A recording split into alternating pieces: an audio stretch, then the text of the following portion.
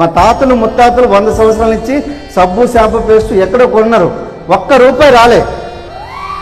కానీ పేస్ట్ మారిస్తే డబ్బులు వస్తున్నాయి. అరే ఎట్లా అబ్బానుకో చెప్పి నేను వాడుకున్నా. నాకు తెలిసి ఒక ఫ్రెండ్కి చెప్తే ₹424 వచ్చింది, ₹750 ప్రోడక్ట్ అయితే ఫ్రీ వచ్చింది. తర్వాత 5 నెలల్లో 170 రావడం జరిగింది. అలాగే 8 నెలల్లో ఈ బిజినెస్ నుంచి లైఫ్ లాంగ్ కార్ ఫండ్ ద్వారా ఒక బ్రీజా కార్ తీసుకోవడం జరిగింది. దబాయించుకోవడానికి ఎట్లా కాదు. తర్వాత 36 నెలల్లో ఈ బిజినెస్ నుంచి మెర్సిడీస్ బెంజ్ తీసుకోవడం జరిగింది. సో చూడండి, మెర్సిడీస్ బెంజ్ ఒక కానిస్టేబుల్గా ఉన్న వ్యక్తి మెర్సిడీస్ బెంజ్ కొంటుండంటే ఇక్కడున్న ప్రతి ఒక్కరూ కొనొచ్చు. కానీ విషయం ఏంటంటే అది నమ్మాలి,